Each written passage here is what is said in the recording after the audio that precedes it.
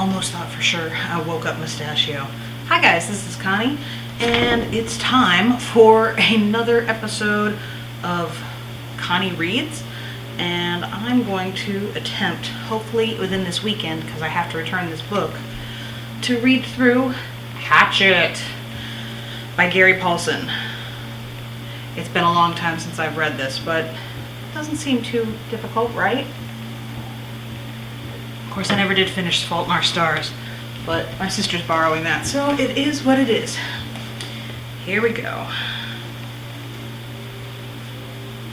Chapter 1.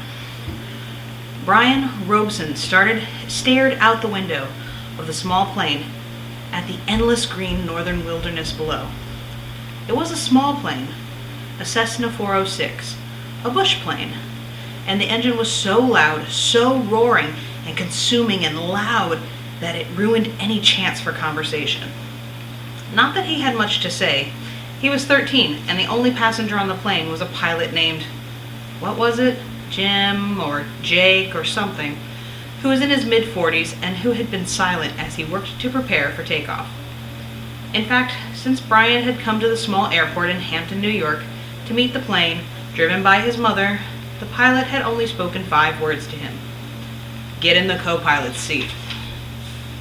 Which Brian had done. They had taken off, and that was the last of the conversation. There had been the initial excitement, of course. He had never flown in a single-engine plane before, and to be sitting in the co-pilot's seat with all the controls right there in front of him, and all the instruments in his face as the plane clawed for altitude, jerking and sliding on the wind currents as the pilot took off, had been interesting and exciting. But in 5 minutes, they had leveled off at 6,000 feet and headed northwest, and from then on, the pilot had been silent, staring out the front, and the drone of the engine had been all that was left. The drone and the sea of green trees that lay before the plane's nose and flowed to the horizon, spread with lakes, swamps, and wandering streams and rivers. Now Brian sat, looking out the window with the roar thundering through his ears, and tried to catalog what had led up to his taking this flight. The thinking started. It always started with a single word: divorce. It was an ugly word, he thought, a tearing, ugly word that meant fights and yelling, lawyers. God, he thought how he hated lawyers who sat with their comfortable smiles and tried to explain to him in legal terms how all that he lived in was coming apart, and the breaking and shattering of all the solid things. His home, his life, all the solid things. Divorce. A breaking word. An ugly breaking word. Divorce. Secrets. No, not secrets so much as just the secret. What he knew and had not told anybody. What he knew about his mother that had caused the divorce. What he knew. What he knew. The secret. Divorce. The secret. Brian felt his eyes beginning to burn and knew there would be tears. He had cried for a time, but that was gone now. He didn't cry now. Instead, his eyes burned and tears came, the sweeping tears that burned, but he didn't cry. He wiped his eyes with a finger and looked at the pilot out the corner of his eye to make sure he hadn't noticed the burning and tears. The pilot sat large, his hands lightly on the wheel, feet on the rubber pedals. He seemed more a machine than a man, an extension of the plane. On the dashboard in front of him, Brian saw the dials, switches, meters, knobs, levers, cranks, lights, handles that were wiggling and flickering, all indicating nothing that he understood, and the pilot seemed the same way. Part of the plane, not human. When he saw Brian look at him, the pilot seemed to open up a bit and smiled. Ever fly in a co-pilot's seat before? He leaned over and lifted the headset off his right ear and put it on his temple, yelling to overcome the sound of the engine. Brian shook his head. He had never been in any kind of plane, never seen the cockpit of a plane except in films or television. It was loud and confusing. First time! It's not as complicated as it looks. Good plane like this almost flies itself. The pilot shrugged. Makes my job easy. He took Brian's left arm. Here, Put your hands on the controls, your feet in the rubber pedals, and I'll show you what I mean." Brian shook his head. "I'd better not." "Sure, try it." Brian reached out and took the wheel in a grip so tight his knuckles were white. He pushed his feet down on the pedals. The plane slewed suddenly to the right. "Not so hard. Take her light. Take her light." Brian eased off, relaxed his grip. The burning in his eyes was forgotten momentarily as the vibration of the plane came through the wheel and the pedals. It seemed almost alive. "See?" The pilot let go of his wheel, raised his hands in the air, and took his feet off the pedals to show Brian he was actually flying the plane alone. "Simple. Now turn the wheel a little to the right and push the right rudder pedal a small amount." Brian turned the wheel slightly and the plane immediately banked to the right, and when he pressed on the right rudder pedal, the nose slid across the horizon to the right. He left off the pressure and straightened the wheel, and the plane righted itself. "Now you can turn. Bring her back to the left a little." Brian turned the wheel left, pushed on the left pedal, and the plane came back around. "It's easy," he smiled. "At least this part." The pilot nodded. "All of flying is easy. Just takes learning, like everything else. He took the controls back, then reached up and rubbed his left shoulder. "Aches and pains must be getting old." Brian let go of the controls and moved his feet away from the pedals as the pilot put his hands on the wheel.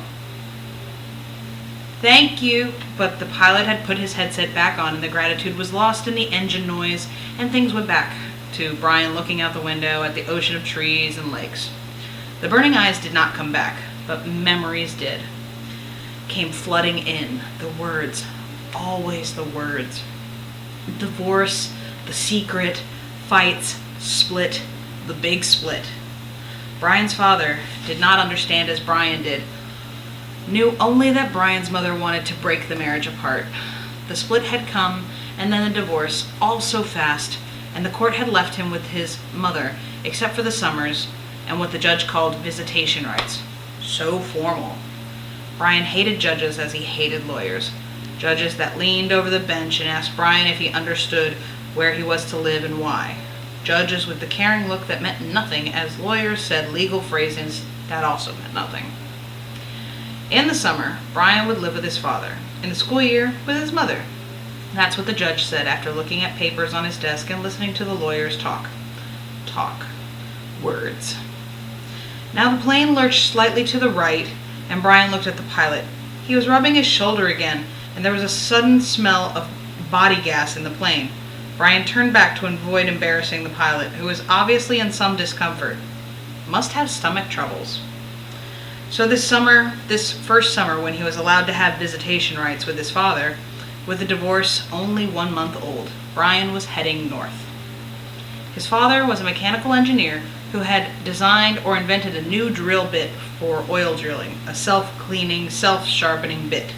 He was working in the oil fields of Canada, up on the tree line where the tundra started and the forest ended. Brian was riding up from New York with some drilling equipment.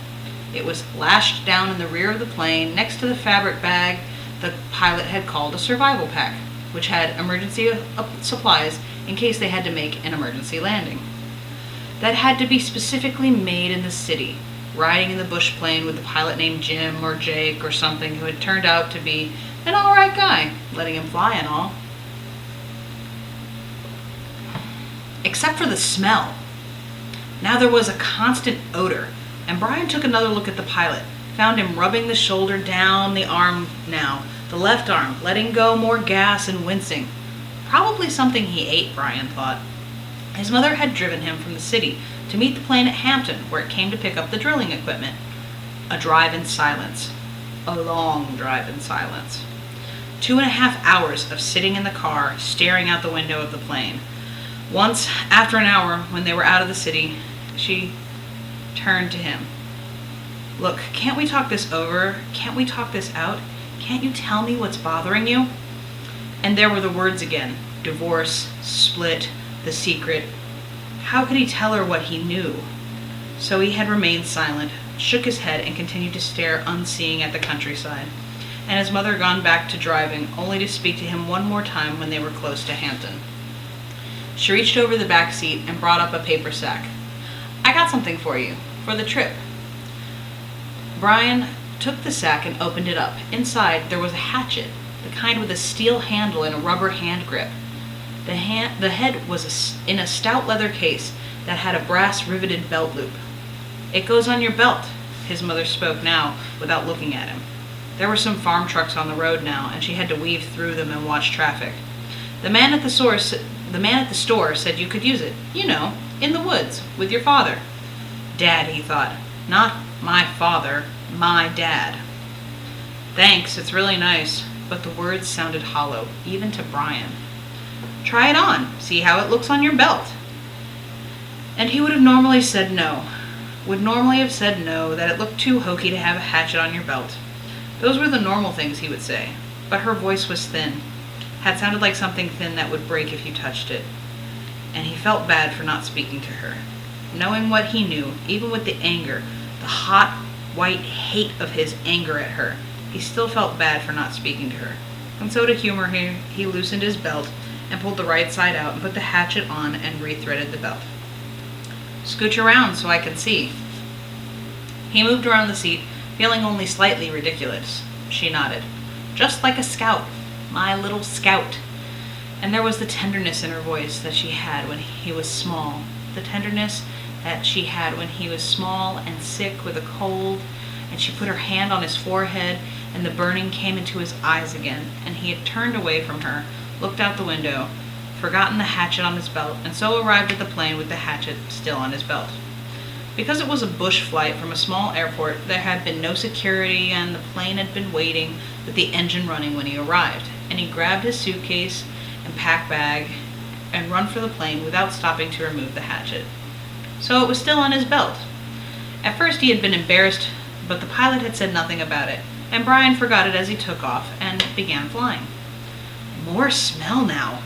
Bad. Brian turned again to glance at the pilot, who had both hands on his stomach and was grimacing in pain, reaching for the left shoulder again as Brian watched. "Don't know, kid." The pilot's words were a hiss, barely audible. "Bad aches here. Bad aches. Thought it was something I ate, but..." He stopped as fresh as a spasm of pain hit him. Even Brian could see how bad it was. The pain drove the pilot back into the seat, back and down. "I never had anything like this." The pilot reached for a switch on his mic cord, his hand coming up in a small arc from his stomach, and he flipped and said, "This is Flight 46, and now a jolt took him like a hammer blow, so forcefully that it seemed to crush back into the seat, and Brian reached for him, couldn't understand at first what it was, could not know. And then he knew. Brian knew. The pilot's mouth went rigid. He swore and jerked a short series of slams into the seat, holding his shoulder now, swore and hissed. "Chest! Oh God, my chest is coming apart!" Brian knew now. The pilot was having a heart attack. Brian had been in a shopping mall with his mother where the man in front of Paisley's store had suffered a heart attack. He had gone down and screamed about his chest, an old man, much older than the pilot. Brian knew. The pilot was having a heart attack, and even as the knowledge came to Brian, he saw the pilot slam into the seat once more. One more awful time he slammed back into the seat, and his right leg jerked, pulling the plane to the side in a sudden twist, and his head fell forward, and spit came. Spit came from the corners of his mouth, and his legs contracted up into the seat, and his eyes rolled back into his head until there was only white for his eyes, and the smell became worse, filled the cockpit, and all of it so fast, so incredibly fast that Brian's mind could not take it in at first, could only see it in stages. The pilot had been talking just a moment ago, complaining of the pain. He had been talking, then the jolts had come. The jolts that took the pilot back had come, and now Brian sat there, and there was a strange feeling of silence in the thrumming roar of the air and engine, a strange feeling of silence and being alone. Brian was stopped. He was stopped. Inside, he was stopped. He couldn't think past what he saw, what he felt. All was stopped. The very core of him, the very center of Brian Robeson, was stopped, stricken with a white flash of horror, a terror so intense that his breathing, his thinking, and nearly his heart had stopped. stopped. Seconds passed, seconds that became all of his life, and he began to know what he was seeing, began to understood what he saw, and that was worse, so much worse, that he wanted to make his mind freeze again.